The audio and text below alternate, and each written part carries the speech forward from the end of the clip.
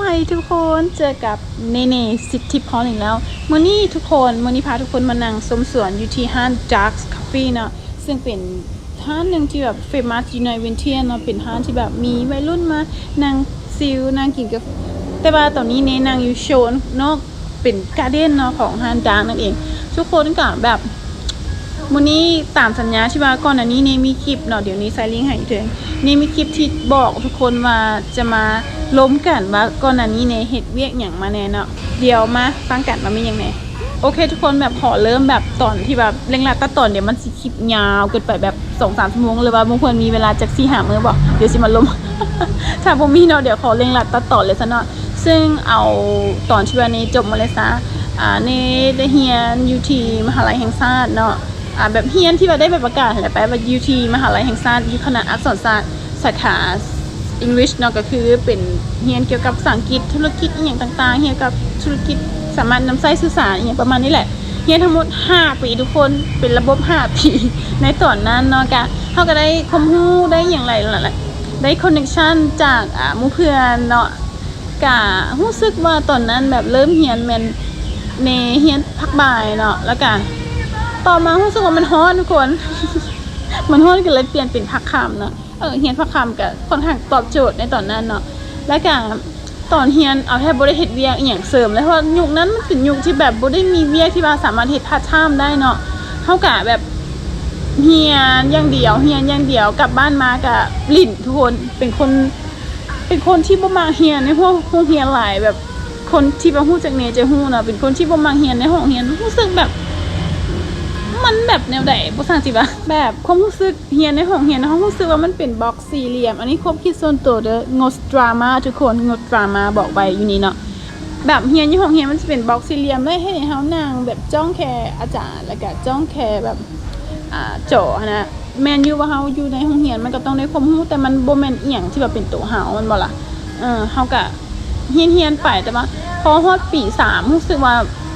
บ่มักทุกคนอยากลาออกแล้วแบบย่างไปครอบครัวกับแม่แล้วแบบพ่อแม่ก็แบบอ้าวถ้าบ่เรียนลูกสิเฮ็ดหยังอีประมาณนั้นแล้วก็แบบเฮาก็บ่ได้มีเป้าหมายอีหยังในชีวิตเลยใดก็แบบก็โอเคเดี๋ยวก็กลับไปเรียนคืนเนาะก็อดเรียนมาจนจบปริญญาตรีทุกคน5 ปีกับกันเรียนภาษาอังกฤษอยู่ในคณะอักษรศาสตร์แต่บ่ได้ความรู้ทุกคนได้ความรู้แต่ก็ยังบ่พอเพียงพอสำหรับเฮาอันนี้ว่าตามความจริงเนาะบ่ได้แบบดราม่าการสิทธิ์การสอนหรือว่าระบบการศึกษาในลาวเนาะสำหรับเฮามันค่อนข้างที่แบบยังบ่ตอบโจทย์เนาะและหลังจากที่จบอะไรแท้ก็ในตอนปี4ก็มีไปหลักไปเรียนเนาะ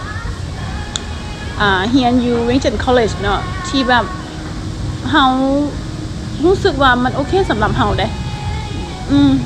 ก็เรียนมาแต่ว่าเรียนไปประมาณเทอมนึงเฮาทดลองเรียนแล้วเฮาก็รู้สึกว่าแม่นแล้วเฮาก็ดรอปไปเพราะว่าค่อนข้างที่จะมีค่าใช้จ่ายสูงทุกคนแล้วเฮาก็ยังเป็นแบบเด็กน้อยแล้วก็บ่อยากขอเงินพ่อแม่หลายนะในตอนนั้นเพราะว่าค่าเทอมตัวนั้นจื้อได้ประมาณ350 เหรียญเนาะสำหรับเรียนเทอมนึงก็มันค่อนข้างโอเคได้สำหรับเรียนอยู่เกียรติคอลเลจนะแล้วก็ต่อมาก็ดรอปไปเนาะหลังจากดรอปแล้วก็มาเรียนอยู่อักษรศาสตร์จนจบ5 ปีแล้วก็พอดีจบแม่นบ่ลืมแต่ว่าก่อนสิจบผู้ดีเทอมสุดท้ายอยู่อักษรศาสตร์มหาลัยแห่งชาติเนาะนี่ก็มีโอกาสได้เข้าไปเป็นคล้ายๆเป็นอีหยังวะแต่อย่างอินเทิร์นทุกคนเป็นอินเทิร์น เป็นเด็กน้อยฝึกงานอีหยังประมาณนี้เนาะก็ได้เข้าไปที่สภาแห่งชาติทุกคนได้ไปช่วยเวียกผู้ใหญ่หลายท่านเนาะตอนนั้นบ่แน่ใจว่าทุกคนที่เบิ่งคลิปนี้ฮู้แบบตอนนั้นมันจะมักมีกล่องประชุมใหญ่ๆเช่นอาเซมหรือว่าไอป้าเนาะเป็นกล่องประชุมที่จะมีเหล่าแบบผู้นำระดับโลกเนาะยกตัวอย่างง่ายๆก็คืออาเซมเนาะก็จะเป็นมีท่านบารักโอบามาแล้วมีผู้พาที่เพิ่นแบบดูดน้ำมะพร้าวอยู่ที่หลวงพระบางนั่นก็จะเป็นแบบเฟมัสจนฮอดปัจจุบันเนาะอันนั้นก็เป็นยุคที่วันนี้แบบเริ่มแบบได้เรียนรู้เวียกตัวจริงเนาะโดยการเป็นอินเทิร์นซึ่งนี่ก็ช่วยเวียกกล่องประชุมไอป้าอยู่ที่สภาแห่งชาติเนาะอยู่กล่องในขาเพิ่นทุกคนหลายเดือนเด้เป็น6 เดือนนี่แหละช่วยตั้งแต่เริ่มเลยตั้งแต่แบบเริ่มก่อนกล่องประชุมแล้วก็ กล่องประชุมหลังจากนั้นก็มีแบบสรุปกล่องประชุมที่นะมันต้องใช้เวลาในการเก็บเอกสารนี่ก็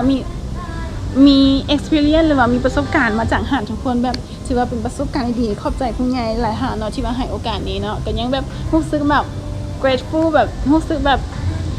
ดีใจแล้วก็ภูมิใจในตัวเองเนาะที่ว่าได้เข้าไปในหาดเนาะก็ถือว่าตัวเองเป็นคนที่โชคดีแล้วก็ได้ประสบการณ์จังหันมาหลายเฮาก็ได้เรียนรู้เกี่ยวกับระบบการเฮ็ดเวียกของภาครัฐเพิ่นเนาะแล้วก็ได้แบบ แล้วก็ได้ประสบการณ์ที่ว่าสามารถมาปรับใช้เข้าในชีวิตประจำวันเพื่อเฮาจะก้าวไปเป็นผู้ใหญ่ในอนาคตเนาะตอนนั้นเนี่ยจะได้ในประมาณ21ปีเนาะก็ได้เข้าไปเป็นอินเทอร์อยู่ที่สภาแห่งชาติแต่ว่าแบบยุคนั้นก็ยังแบบลิ้นอยู่ทุกคนก็ยังเรียนอยู่แล้วก็แต่ว่าที่จริงเป็นคนเรียนค่อนข้างดีแต่ว่ามีบางช่วงที่เฮาก็บ่อยากเรียนนะเพราะว่าคือบทในเว้านี่บ่มักเรียนอยู่ในห้องเรียนแต่วันนี้ก็ชื่อได้เนาะว่าปี2010 2010มันจะเริ่มมีแบบอินเทอร์เน็ตเข้ามาเนาะมีเริ่มมีอินเทอร์เน็ตเข้ามานี่ก็ใช้โทรศัพท์ชื่อได้ว่าเป็นโนเกียแบบจอแบบกันน้อยๆนึงนะแบบ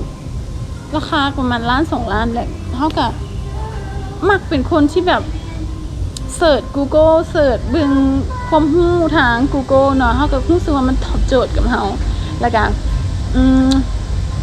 แล้วเฮาก็ได้เรียนรู้จากการท่องโลกอินเทอร์เน็ตเข้าเว็บนั้นเว็บนี้คิดอย่างอยู่เว็บความรู้นะเข้าเว็บนั้นเว็บนี้เพื่อว่าซ่องรู้แล้วก็มักอ่านข่าวมักอ่านบทความมักอ่านแมกกาซีนทุกคนเนเป็นคนที่อ่านแมกกาซีนตั้งแต่น้อยๆอ่านบทความตะกี้แบบชื่อว่ามันมีแมกกาซีนแบบคืออยู่ไทยอยู่ลาวมันจะดังแบบทีวีพูมีอย่างนะก็เริ่มอ่านมาจากภาษาไทยต่อมาภาษาต่างประเทศจะเป็นฟอบบอจะเป็นแบบแมกกาซีนต่างๆนะเฮาก็อ่านเป็นที่ว่าสมัยเป็นปึ้มเนาะแต่ว่าผ่านมาหลายปีโลกมันก็เปลี่ยนไปเนาะโลกอินเทอร์เน็ตเข้ามานี่ก็มีโอกาสได้อ่านเป็นพวกแบบอ่านผ่านเว็บไซต์เนาะนี่ก็ท่องโลกอินเทอร์เน็ตทุกคนเฮาก็เสียเงินกับอินเทอร์เน็ตไปหลายตอนนั้นแต่ว่ามันก็ได้ความรู้มาหลายเนาะเฮาก็ได้ความรู้มาจากจุดนั้นแน่แล้วก็ได้ความรู้จากการเป็นอินเทอร์แล้วก็ได้ความรู้จากการเรียนมหาลัยแล้วก็ได้ความรู้จากเรียนกับอ้ายแล้วก็ผู้ใหญ่หลายๆท่านที่เพิ่นให้โอกาสเฮาเนาะก็ได้เก็บเฮาเป็นคนเก็บกามความรู้ แล้วก็เอาไปใช้หน้าเวียของเฮาเนาะโอเคต่อมาทุกคนก็หลังจากที่เป็นอินเทอร์อยู่ในกล่องประชุมอาซิบเนาะแล้วก็ชื่อได้ว่าเรียนจบแล้วแล้วก็ยังบ่มีเป้าหมายทุกคนก็ยังบ่ฮู้ว่าเฮาสิเฮ็ดอีหยังนะแล้วก็มีพอเพิ่นแนะนำว่าลองอยากเฮ็ดเวียกสายวิสัยเนาะอยากเฮ็ดเวียกกับรัฐบ่หรือว่าอยากเฮ็ดเอกชนหรือว่าอยากเฮ็ดธุรกิจเฮาก็ยังบ่ฮู้ทุกคนถามมาสิเฮาก็ยังบ่ฮู้นะก็แบบเอาจังซี่ซะแบบลองเฮ็ดไปก่อนแล้วพอก็แนะนำมาไปลองแบบสมัครแบบทหารบ่เสี่ยงเข้าทหารจังซี่แต่ว่าเฮามานั่งคิดว่าทหารว่ะถามบ่แม่นเฮานะเฮาก็เลยขอพอไปว่าบ่น่าจะเอาซิซ่าเฮาสิลองเฮ็ดเวียกทุกคนแล้วผู้ดีแบบตอนนั้นต่อมาหลังจากจบกล่องประชุมอาเซฟแล้วเนาะอาเซฟ7ไปละต่อมาอีกประมาณปีนึงเนาะเฮาก็ได้ถูกไปใช้งานเนาะเข้าไปเฮ็ดเวียกอยู่ในสภาอีกครั้งก็คือเป็นกล่องประชุมไอป้าเนาะเฮาก็ได้ช่วยเวียกกล่องประชุมไอป้าจนตั้งแต่เริ่มคือทุกเทื่อเนาะตั้งแต่ประชุมตั้งแต่จบของประชุมแล้วก็จบของประชุมแล้วเฮาก็สรุปอย่างให้เพิ่นเรียบร้อยแล้วเฮาก็ลองเสียงเข้าสภาแห่งชาติมึงแต่ว่าเฮามาคิดมึงดีๆเฮาก็เคยเฮ็ดเวียกอยู่หั่นแล้วเฮาก็เห็นผู้ใหญ่หลายท่านเฮารู้สึกว่าแบบเฮายังแบบอยากได้แบบอีหยังที่แบบที่เข้ากับเฮานะเฮาเป็นคนที่แบบมักแต่งตัวเป็นคนที่แบบทันสมัยแบบว้าวอย่างตลอดแบบแต่งตัวแบบมันก็เลยแบบบ่ค่อยค่อนข้างที่จะบ่ตอบโจทย์กับเฮาเนาะเฮาก็เลยแบบลองไปสมัครบริษัทเอกชนเพราะว่าเฮาอยากแบบแต่งตัวแบบชิคๆไปเวียกสินะแบบมันสิเป็นแบบลุคแบบworking woman อย่างสินะเฮามากแล้วก็แบบลองไปสมัครเนาะอยู่ที่บริษัทแห่งนึงเนาะชื่อว่าบริษัท KC Building เนาะซึ่งถ้าหมู่เพิ่นฮู้เห็นมอสเวียงจันทน์เนาะจะเป็นตึกสีเหลืองทุกคนตึกสีเหลืองเลยก็เฮาก็เข้าไปเฮ็ดเวียกอยู่หั่นเนาะแล้วก็สิ่งที่ว่าเพิ่นให้เฮาเฮ็ดหน้าเวียกก็เป็นตำแหน่งนักเขียนนักข่าวทุกคน ก็ตอนนั้นเฮาก็ฮู้แต่ว่าเฮามักอ่านแมกกาซีนมักอ่านบทความที่เกี่ยวกับความรู้หลายอย่างเช่นความรู้เรื่องการเงินสุขภาพเรื่องการออกกำลังกายอีกวันนี้ที่ว่าเฮาฮู้มาเนาะเฮาก็อยากลองเบิ่งเฮาก็โอเคน้องอยากทำแบบอย่างนี้เพราะว่าน้องอยากแบบลองเขียนบทความแล้วก็รู้สึกว่าตัวเองมากเนาะแล้วพอดีแบบเพิ่นก็ใจดีเนาะให้เฮาลองได้ทดลองเบิ่งเนาะแล้วเฮาก็สตาร์ทตอนนั้นจื้อได้ว่าเงินเดือนมันเท่าใด เงินเดือนมัน2.5 ล้านทุกคนจื้อได้ตอนนั้นประมาณ7-8 ปีก่อนเนาะเงินเดือน2.5 ล้านก็ถือว่าเฮาก็พอมีพอกิน พอมีพอกินในยุคนั้นเนาะแล้วก็นี่ก็เฮ็ดเวียกอยู่หั่น UKC Babying นี่ก็ได้แบบรู้จักอ้ายหลายคนเนาะแล้วก็ได้ประสบการณ์จังหันมาหลายเนาะแล้วก็ได้ฮู้วิธีเฮ็ดเวียกเนาะแล้วก็ยุคนั้นผู้ดีเป็นยุคที่แบบสื่อยุคใหม่ disrupt สื่อยุคเก่าก็คือสื่อยุคอินเทอร์เน็ตเข้ามา disrupt ก็คือว่ามาลบล้างระบบสื่อยุคเก่าเช่นแมกกาซีนบ่หรือว่าหนังสือพิมพ์เนาะผู้ดีมีสื่อยุคใหม่เข้ามาในการได้ทดลองเขียนบทความไปป้อนใช้เว็บไซต์เนาะผู้ดีมีเว็บไซต์ที่ว่าบริษัทเพิ่นบิลขึ้นมาแล้วก็ได้เอามาเฮ็ดที่มันเป็นบิสเนสเนาะแล้วก็นี่ก็ได้เป็นคล้ายๆเป็นผู้ดูแลเว็บไซต์กับแต่บ่แม่นเป็น developer เนาะเป็นนักเขียนที่ว่าป้อนบทความลงในเว็บไซต์เนาะนี่ก็ได้ experience มาจากหันก็ถือว่าเป็นอย่างที่ว่าแบบประสบการณ์ที่ว่าดีๆเนาะ ดีหลายทุกคนก็แบบก็รู้สึกว่าเขาก็แบบรู้สึกมาถึกทางหลังจากนั้นนี่ก็เฮ็ดเวียกไปเนาะเฮ็ดเวียกไปนี่ก็ทอนเงินแบบไปเรียนต่างประเทศไปเรียนแบบประเทศนั้นประเทศนี้ก็บ่ได้ไปหลายดอกไปจีนไปอย่างอ้อมๆแอมแบบนี้แหละก็โอเคทุกคนนี่ก็เปิดโลกกว้างนะแล้วก็รู้สึกว่าเฮาเฮ็ดเวียกนี้หั่นเฮาก็ได้ความรู้หลายเนาะแล้วเฮาก็ยังแบบต้องการที่จะแบบไฟเวของเฮาต้องการซอกหาหนทางของเฮาอีต่อไปเฮาก็เลยข้อเพิ่นออกหลังจาก3 ปีที่ว่าเฮ็ดเวียกนี้ก็ถือว่าพอเพียงพอแล้วสำหรับเฮาเนาะแล้วก็ต่อมาก็นี้ก็ได้ออกมาหลังจากออกมาก็เป็นฟรีแลนซ์เขียนบทความเนาะบ่ได้เฮ็ดเวียกประจำบ่ได้เฮ็ดเวียก9 to 5จะเป็นแบบเป็นพาร์ทไทม์หรือว่าประจำอย่างไรกว่าบ่ได้ประจำเนาะแล้วก็ต่อมาก็ได้เฮ็ดเวียกอยู่บริษัทแห่งหนึ่งซึ่งเป็นบริษัทเกี่ยวกับการตลาดเนาะการตลาดออนไลน์เนาะแต่วันนี้ก็ได้บทเรียนมาจากหลายแล้วก็ได้ฮู้จักหมู่ฮู้จักอ้ายหลายคนอยู่ในหั่นเนาะแต่ว่ากับเสียดายนิดนึงที่ว่าบ่ได้เฮ็ดเวียกหลายก็เฮ็ดเวียก5 เดือนนี่แหละที่ว่าเฮ็ดเวียกนี่หั่นได้ประมาณ5 เดือนเนาะนี่ก็ติดภารกิจผู้ดีต้องได้ไปศึกษาต่อเนาะแต่ว่าก็เป็นอีหยังที่ว่าโชคดีและก็แบบโชคดีแล้วก็บ่โชคดีนำเพราะว่าหลังจากนั้นมันโควิดเข้าทุกคนนี่ก็บ่ได้ไปได้เรียนออนไลน์เนาะเป็นช็อตชั่นแล้วรู้สึกว่าหลังจากนั้นเฮาก็บ่เป็นหยังก็ได้เซอร์ติฟิเคตมาเนาะผ่านระบบออนไลน์ก็โอเคบ่เป็นหยังเฮาก็ใช้ชีวิตอยู่ในลาวเฮานี่แหละแล้วเฮาก็มีโอกาสได้เข้าไปเรียนรู้อยู่ในหลายๆศูนย์ใหญ่ๆเนาะหลายๆองค์การใหญ่ๆหลายๆโครงการใหญ่ๆที่เห็นได้ก็คือเฮามีโอกาสได้โปรเจกต์นึงของศูนย์ท่าดำเนาะก็คือ One Minute Academy เนาะซึ่งเพิ่นจะมีครูฝึกที่มาจากอเมริกาแล้วมาฝึกให้คนลาวตอนนั้นนี่ก็เป็นหนึ่งในเทรนนิ่งที่นี่ก็คือเป็นผู้ฝึกอยู่ในหันเนาะหลังจากนั้นเพิ่นก็ได้เลือกเอาเทรนนิ่ง1 ใน 30บ่จือ1 ใน 30หรือ40นี่แหละเฮาเป็น1ในท็อป5หั่นแล้วเพิ่นก็เลือกเอาคนลาว1 ใน 5 คนหั่นไปเป็นเทรนเนอร์ต่อเพื่อฝึกต่อให้คนลาวกันเนาะนี่ก็เป็น1 ใน 5แล้วนี่ก็ได้เข้าไปซอยเพื่อนแล้วนี่ก็ได้ไปรู้จักกับอ้ายหลายท่านหรือว่าหมู่เพื่อนหลายท่านที่ว่าอยู่ในศูนย์ท่าดำนี่ก็ได้ experience นี่ก็เข้าไปเว้าล้มเข้าไปแชร์ mindset เข้าไปแชร์ไอเดียแล้วก็เข้าไปใส่แบบมักอ่านปึ้มน่ะก็เข้าไปใส่หอสมุดอยู่หั่นปัจจุบันนี้ก็ยังใส่อยู่เนาะแล้วก็ได้ข้อมูลหลายอย่างอยู่หั่นแล้วก็คันมีอีเวนต์หยังก็เจ้าค่ายเฮาเป็นอลัมไนคนนึงเลยก็ว่าได้เพิ่นก็เซิร์ชเฮาหั่นน่ะแต่ว่าโควิดมันก็เฮ็ดให้เฮาแบบเสียเวลาไปหลายปีเนาะแต่ก็บ่เป็นหยังเนาะก็เป็นบทเรียนที่ว่าเนาะครั้งนึงก็มีแบบโรคระบาดมีอีหยังที่แบบต้องใส่แมสตลอดเวลาใช่มั้ยก็เป็นอีหยังที่ว่าเฮ็ดให้เฮาได้เรียนรู้จากโควิดหรือว่าโควิด-19 นั่นเองเนาะหลังจากนั้นก็ได้ไปเฮ็ดเวียกอยู่ศูนย์เนาะก็เป็นประจำ9 to 5คือเก่าเป็นเวียกประจำ 9:00 น. 5:00 น. แต่ว่าเฮามานั่งคิดว่าชีวิตเฮาบ่ควรที่จะแบบมานั่งอยู่ในบล็อกใดบล็อกหนึ่งแล้วคือเฮามักอหย่างที่ว่าอิสระนั่นแล้วก็มักอหย่างที่ว่าแบบใส่ความคิดแล้วก็เฮ็ดเวียกเพื่อสร้างสรรค์สิ่งที่ว่าเฮาอยากเห็นเนาะก็บ่เป็นหยังหลังจากนั้นนี่ก็ได้ออกมาเนาะแล้วก็มันเป็นอหย่างที่แบบแบบจุดเปลี่ยนของชีวิตเฮานะมันมีอหย่างเข้ามาแบบมันมีอหย่างที่แบบให้เฮารู้ว่าเฮาควรสิเปลี่ยนแปลงตัวเองแบบนี้นะทุกคนแบบนี่ก็ได้มานั่งลมกับตัวเองเป็นคนที่มักลมกับตัวเองทุกคนทุกคนเป็นบ่ว่าเฮามักหยังแท้ว่าเฮาอยากเฮ็ดหยังว่าความสุขที่ว่าเฮาได้เฮ็ดแม่นหยังแท้นะเฮาก็ยังกลับมาถามตัวเอง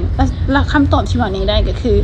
เป็นคนมักเขียนบทความเป็นคนมักส่งกำลังใจให้คนอื่นเป็นคนมักส่ง energy ที่ดีให้คนอื่นเนาะแล้วก็เฮาก็ได้มีเพจเนาะก็คือเพจในจูนี้เนาะที่จริงมีตั้งแต่หลายปีแล้วแหละเป็นเพจในจูนี้ที่ว่านี่มักเขียนบทความลงเพื่อมาส่งกำลังใจให้ทุกคนเนาะสามารถไปติดตามกันได้เนาะแล้วก็ปัจจุบันนี้ก็มี TikTok ทุกคน TikTok แม่นช่องทางนี้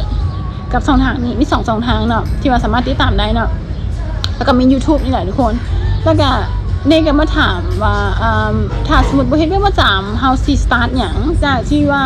เฮาถามตัวเองได้เนาะเฮาก็ฮู้แล้วคำตอบของเฮาแล้วว่าเฮาเป็นคนมักเขียนความมักส่งกำลังใจแล้วก็มักเขียนโค้ด motivation ต่างๆเนาะ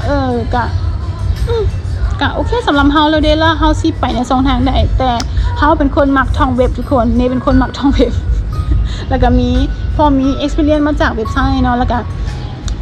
ก่อนหน้านี้ก็มีไปคล้ายๆเป็นเทรนนิ่งอยู่ในงานสตาร์ทอัพแห่งหนึ่งก็ได้ความรู้ตัวนั้นมาเกี่ยวกับการเฮ็ดแอปเกี่ยวกับการวางแผนธุรกิจเกี่ยวกับเป็นพวกสตาร์ทอัพเนาะก็มันลงหลอกทุกคนก็คือสิ่งที่เนมาในทางนั้นก็คือ e-book ทุกคน e-book ของนี้นั่นเองปัจจุบันนี้มี2หัวแล้วก็คือRight Journey กลัวจะฮอด30เนาะชื่อภาษาลาวภาษาอังกฤษมัน Right Journeys แล้วก็อีกอันนึงแมนNews Me อันนี้จะเป็น New Me ก็คือภาษาลาวก็คือเป็นข่อยเวอร์ชันใหม่นั่นเองเนาะก็นี้ก็ได้เริ่มเฮ็ดแล้วก็บ่แน่ใจว่าทุกคนได้อ่านกันหรือยังเนาะสามารถไปสั่งซื้อไปอ่านกันได้แล้วเนาะอยู่ที่เพจในจุดนี้เดี๋ยวสามารถไปสแกนอ่านได้แล้วทุกคนสำหรับแรงบันดาลใจในการเฮ็ดอีบุ๊กของเนเนาะก็คือว่าแหละเนาะนี่เป็นคนมาเขียนบทความเป็นคนมากส่งกำลังใจเป็นคนอยากส่งกำลังใจให้ทุกคนเนาะแล้วก็ในหัวว่าชีวิตเวลาที่เฮาบ่มีกำลังใจมันมันต้องการนะมันนิดนะเฮาก็เลยเฮาควรสิแบบได้แบบช่วยทุกคนนำแล้วก็ได้เฮ็ดในสิ่งที่เฮาฮักนำนี่ก็ได้ตกลงว่าควรสิเป็นอีบุ๊กเนาะก็นี่ก็เริ่มเฮ็ดด้วยตัวเองเนาะด้วยการอ่านปื้มน้ำแล้วก็เบิ่งคลิปน้ำเนาะแล้วก็เบิ่งวิธีเฮ็ดเนาะแล้วก็ลงมือเฮ็ดแล้วก็ปั๊บแล้วก็ลงมือเฮ็ดแล้วก็ปั๊บแล้วก็ลงมือเฮ็ดแล้วก็ปั๊บก็แบบนี้มาเรื่อยๆเนาะแล้วก็ปัจจุบันนี่ก็คือหัวแหละมี2หัวแล้วเนาะคือไลจูนี่แล้วก็นี่หัวมีเนาะก็รู้สึกว่าตัวเองแบบมันแม่นเฮาขนาดแล้วก็แบบมันม่วนมันมีความสุขถึงว่าเฮาสิเฮ็ดเวียกจนเมื่อยแล้วก็เฮ็ดเวียกแบบโคตรดึกหั่นน่ะแล้วแต่มันก็แบบบ่ได้เมื่อยคือตอนที่เฮาเฮ็ดเวียก9 to 5เนาะคือ9หาก็บ่ได้เมื่อยแบบนั้นนะก็ถือว่าเฮาแบบมาสู่จุดที่ว่าแม่นเฮาแล้วเฮาก็ยังสิก้าวต่อไปเรื่อยๆเนาะก็สิพัฒนาต่อไปเรื่อยปัจจุบันนี้ก็ยังได้อ่านหนังสือยังได้แบบยินฮู้นำหลายๆคนเนาะแล้วก็นี่ก็ต้องการฟีดแบ็กตลอดเพื่อว่าสิมาปรับตัวเองเนาะให้มันอยู่ในเวของเฮาแล้วก็เฮ็ดให้ดีที่สุดเนาะก็หวังว่าคลิปนี้สิเป็นอีกแรงบันดาลใจหนึ่งให้หมู่เพื่อนทุกคนได้ค้นหาตัวเองได้มีชีวิตที่ดีได้วางแผนชีวิต ได้วางแผนชีวิตให้ไปสู่คนที่ประสบผลสำเร็จในอนาคตโอเคทุกคนนี่สิมาขอสรุปน้อยนึงเนาะว่าผ่านมาในเฮ็ดหยังมาแน่เนาะก็มีเป็นอินเทอร์เนาะอยู่สภาแห่งชาติแล้วก็ต่อมาก็เป็นคล้ายๆเป็นนักเขียนนักข่าวเนาะแล้วก็มีเป็นต่อมาก็เป็นคอนเทนต์ครีเอเตอร์นะเพราะว่านักเขียนนักข่าวสามารถหันเปลี่ยนเนาะมาเป็นเข้าสู่ยุคดิจิทัลต่างๆเนาะก็หันเปลี่ยนมาเพราะว่านี้ก็เฮ็ดเป็น channel นะบ่ว่าจะเป็น YouTube TikTok หรือว่า Facebook เนาะในก็เฮ็ดคอนเทนต์ป้อนเข้าไปทางวิดีโอแล้วก็มีเขียนบล็อกเนาะ ต่อมาก็เป็นมาร์เก็ตติ้งทุกคนเป็นมาร์เก็ตติ้งเรื่องสายดิจิทัลเนาะก็ยังวนเวียนอยู่ในวงการนี้อยู่เนาะเป็นดิจิทัลมาร์เก็ตติ้งเนาะก็ให้นี้ให้เห็นแบบหลายอย่างทุกคนมันสามารถเข้ามาปรับใช้ในบิสเนสเฮาเนาะเฮาก็ฮู้วิธีวางแผนวิธีขึ้นเป็นพวกกลยุทธ์ต่างๆเนาะในการเฮ็ดการตลาดเนาะถือว่าเป็นทักษะที่ว่าติดตัวเฮามาเนาะก็ขอบใจหลายที่ว่าประสบการณ์ที่ผ่านมาเนาะถือว่าแต่ละอาชีพรู้สึกว่าแบบมันตอบโจทย์สำหรับเฮาเนาะเฮ็ดให้เฮาก้าวต่อไปเรื่อยๆเนาะแล้วก็ปัจจุบันนี้นี่ก็มีเป็นก็คอนเทนต์ครีเอเตอร์เนาะ แล้วก็เขียนบล็อกเนาะแล้วก็มีเป็นที่วันนี้เฮ็ดไปคืออีบุ๊กนั่นเองโอเคทุกคนหลังจากที่ว่าได้ฮู้ไปแล้วเนาะวันผ่านมาในเฮ็ดหยังแน่เนาะกะสิขอจบคลิปนี้ก่อนทุกคนเพราะว่ารู้สึกว่ามันสิยาวหลายแล้วเนาะกะทุกคนหวังว่าคลิปนี้สิเป็นอีกคลิปนึงที่ว่าสร้างแรงบันดาลใจให้ทุกคนได้เนาะกะปีนี้ทุกคนสิเบิดปีแล้วเนาะก็สิก้าวเข้าปี2023แล้วกับนี้ขออวยพรให้ทุกคนเนาะจงมีสุขภาพที่แข็งแรงมีแต่สิ่งดีเข้ามาในชีวิตเนาะคิดหยังตั้งเป้าหมายหยังก็ขอให้ประสบผลสำเร็จดังที่หมู่เพื่อนตั้งเป้าหมายนั่นเองทุกคนขอให้ดีทั้งสุขภาพดีทั้งการเงินแล้วก็มีเวลาได้ออกไปใช้ชีวิตได้ออกไปเห็นในสิ่งที่ตัวเองรักเด้อทุกคนบ๊ายบาย Happy New Year everyone บ๊ายบาย Have a great day